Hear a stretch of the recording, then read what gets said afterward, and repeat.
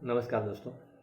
आज मैं फिर आपके सामने हिंदी का एक सुंदर सा नाटक लेकर उपस्थित हुआ हूँ। 9वीं कक्षा, पाठ का नाम है स्वराज की नींव, जिसके लेखक है विष्णु प्रभाकर। संक्षेप में उनका परिचय देख ले। लेखक का विष्णु प्रभाकर का जन्म मुजफ्फर जिले के मीरनपुर गांव में हुआ था। इन्होंने प्रारंभिक शिक्षा अपने गांव में और उच्च शिक्षा हिसार में प्राप्त की थी। कई वर्षों तक पंजाब सरकार की सेवा में रहने के बाद सन 1974 से दिल्ली आ गए और तब से दिल्ली रहकर पूर्ण समय के लिए साहित्य सेवा में लगे। आपने कहानी, उपन्यास, जीवनी, नाटक, एकांकी, संस्मरण और रेखाचित्र आदि विधाओं में पर्याप्त मात्रा में लिखा है। आपकी प्रमुख रचनाएं ढलती रात, स्वप्नमयी जो कि उपन्यास है, संघर्ष के बाद कहानी संग्रह है, नवप्रभात, डॉक्टर एक नाटक है, प्रकाश और परछाइयाँ 12 एकांकी, अशोक जो एकांकी संग्रह है, जाने अनजाने संस्मरण और रेखाचित्र है, आवारा मसीहा शरद चंद्र की जीवनी है, जैसे साहित्य में अपनी कलम चलाई है। विष्णु प्रभाकर की रचनाओं में प्रारंभ से ही स्वदेश प्रेम व राष्ट्रीय चेतना और समाज सुधार का स्वर प्रमुख रहा है। स्वतंत्रता प्राप्ति के बाद अब आपने आकाशवाणी के दिल्ली केंद्र में नाटक निर्देशक पद पर काम किया। बाद में स्वतंत्र लेखन को अपनी जीविका का साधन बना लिया। आपका समस्त साहित्य मानवीय अनुभूतियों से जुड़ा हुआ है। आपकी रचनाओं में रोचकता एवं संवेदनशीलता सर्वत्र व्याप्त है तथा भाषा सहज व सरल है।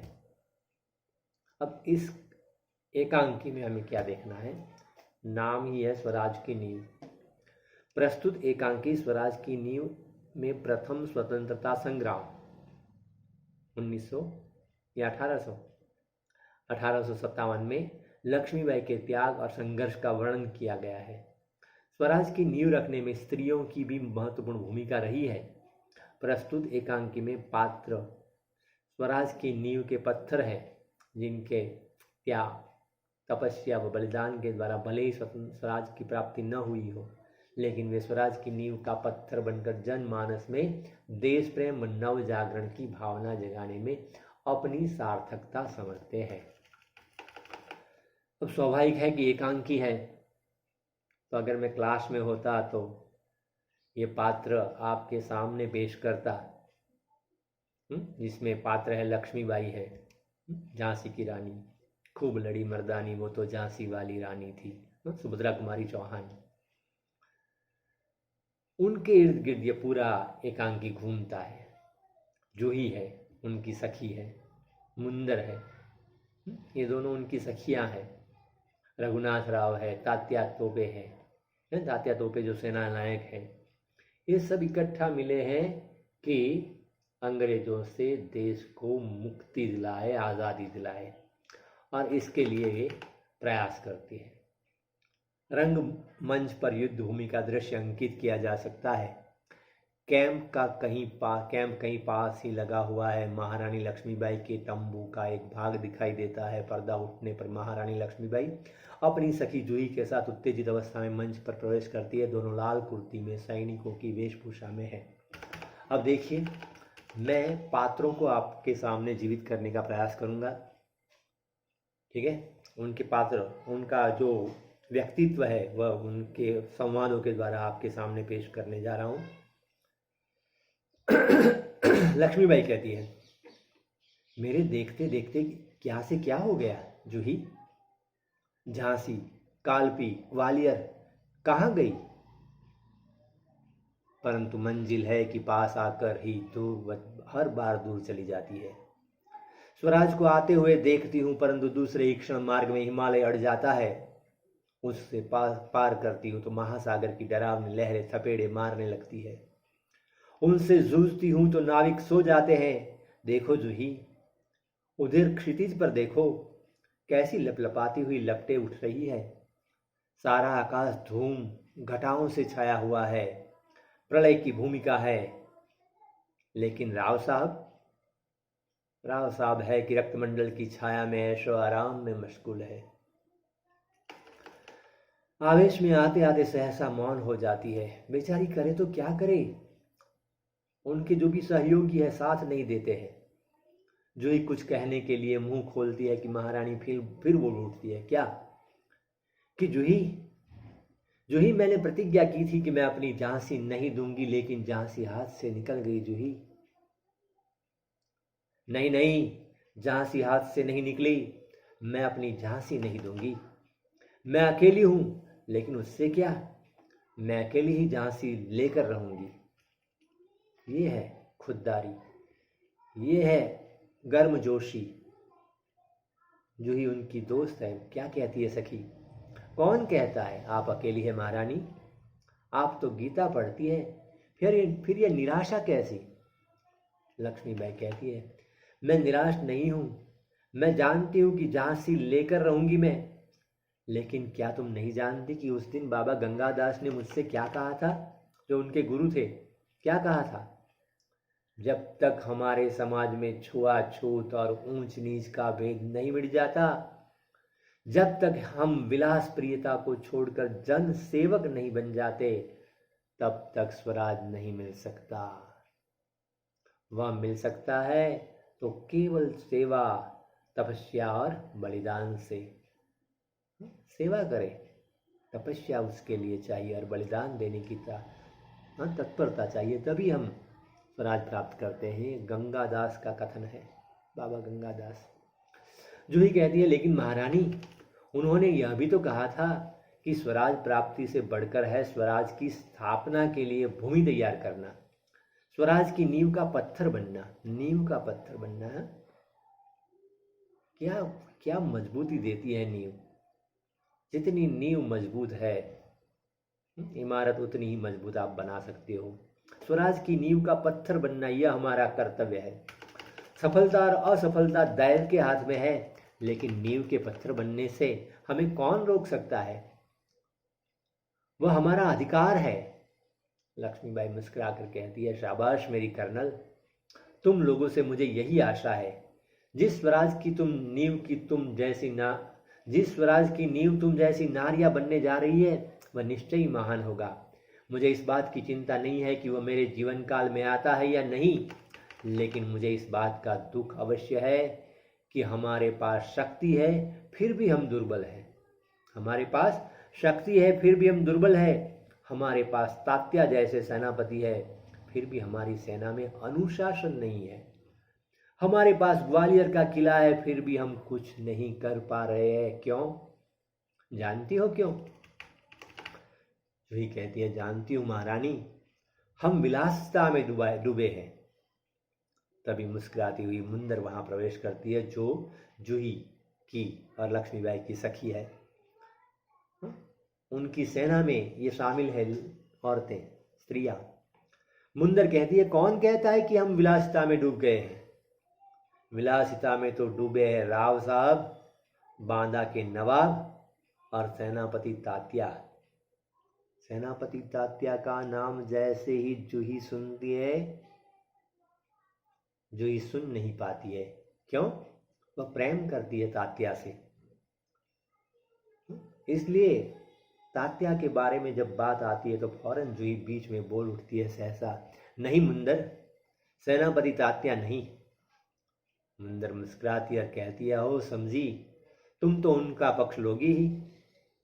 जूही कहती है, मैं उनका पक्ष नहीं लेती, लेकिन जो तथ्य है उसको छुपाया नहीं जा सकता। सरदार तात्या राव साहब को अपने तन मन का स्वामी मानती है। सरदार तात्या राव साहब को अपने तन मन का स्वामी मानते हैं। मुंदर कहती है, और तुम उनको अपना स्वामी मानती हो? जूही कहती है, हाँ, मैं उनका स्वामी मानती हूँ और मानती रहूंगी, लेकिन उनसे भी अधिक मैं महारानी को अपना स्वामी मानती हूँ, और महारानी से भी बढ़कर मैं अपने देश को अपना स्वामी मानती हूँ। देश के लिए मैं सरदार को भी ठुकरा सकती हूँ और ठुकरा भी चुकी हूँ। मुंदर सक पकाकर कहती है, जूही, तू तो नाराज हो गई। मेरा यह मतलब नहीं था, मैं तो केवल इतना ही कहना चाहती थी कि जब तूने उन्हें अपना स्वामी मान लिया है तो तू उन्हें रोकती क्यों नहीं? लक्ष्मीबाई कहती है, जूही ने उन्हें रोका है मुंदर, मैं जानती हूँ। जब राव साहब के कहने पर तात्या इसे नाचने के लिए बुलाने आए थे तो इसने उनको बुरी तरह धुतकार दिया था। जूही कहती है, हाँ रानी, मैं स्वराज के लिए नाच सकती हूँ, बराबर नाचती रही हूँ, परंतु विलासिता में डूबने के लिए अपनी कला को किसी की गले की फांसी नहीं बना सकती हूँ। जो मुझको ऐसा करने के लिए कहते हैं उनको मैं ठोकर ही मार सकती हूँ। लक्ष्मीबाई दीर्घ निश्वास लेकर बेचारी दुखी है। ये दोनों औरतें मेरा सहयोग देने को तैयार है, मगर ये तात्या है, ये राव साहब, ये सब क्यों मेरा साथ नहीं देते हैं। अगर ये सब विलासिता से डूबे हुए हैं, उनसे बाहर निकलकर अगर मेरा हाथ बटाए, मेरा साथ दे, तो हो सकता है कि हम स्वराज जल्दी से प्राप्त कर ले। बेचारी इसलिए दीर्घ निश्वास लेकर कहती है, ठोकर ही तो मार नहीं सकती जूही, यही दर्द तो हमें कचोट रहा है। अगर ठोकर मारकर हम उनकी मदहोशी दूर कर सकते तो बात ही क्या थी। जूही कहती है, भाई साहब, मैं औरों की बात नहीं जानती, मुझे आज्ञा दीजिए, मैं ठोकर मारने को तैयार हूं इन सबको। जब ठोकर लगती है ना, तभी आदमी संभलता है। मुंदर कहती है, और मैं भी तैयार हूं भाई साहब, चलो हम सब चलकर उनकी नींद हराम कर दे। किनकी? ये राव साहब और ये विलासिता में डूबे हैं ना, उनकी। लक्ष्मीबाई कहती है, नहीं मुंदर, नहीं, हम उनकी नींद हराम नहीं कर सकते। अब तो दुश्मन की ठोकर ही उनको उस नींद से जगा सकती है। जूही कहती है, दुश्मन की ठोकर? यह आप क्या कह रही है? लक्ष्मीबाई का ध्यान अंग्रेजों की गतिविधि पर है। वह कहती है कि हाँ जूही, दोस्त की ठोकर अविश्वास की खाई को और भी चौड़ा कर देती है। क्या तुम नहीं जानती कि हम एक दूसरे को किस दृष्टि से देखते हैं? क्या ऐसी स्थिति में कुछ कहने से शंकाओं की घटा और भी गहरियां नहीं उठेगी? मुंदर कहती है, भाई साहब, ठीक ही कहती है आप। शंका अविश्वास पैदा करेगी, और उस अविश्वास से उत्पन्न निराशा को दूर करने के लिए पायल की एक झंकार और भी झलक उठेगी। श्रीखंड और लड्डुओं पर जान देने वाले ब्राह्मणों के आशीर्वाद का स्वर और भी तेज हो उठेगा। तभी सहसा कहीं दूर से तोपों का स्वर उठता है। लक्ष्मीबाई तोपों का स्वर सुनते ही समझ जाती है। और जूही, तू अगर तात्या को खोज सके तो तुरंत उन्हें यहाँ आने के लिए कह। जूही कहती है, खोज क्यों नहीं सकती? आपकी आज्ञा होने पर मैं उन्हें पाताल से भी खींच कर ला सकती हूँ। जाने को मुड़ती है कि रघुनाथ राव तेजी से प्रवेश करते हैं और कहते हैं, महारानी, आपने सुना? क्या रघुनाथ? महारानी, जनरल रोज की सेना ने मुरार में पेशवा की सेना को हरा दिया है। अंग्रेज सरदार जनरल रोज, उसकी सेना ने मुरार में पेशवा की सेना को हरा दिया है।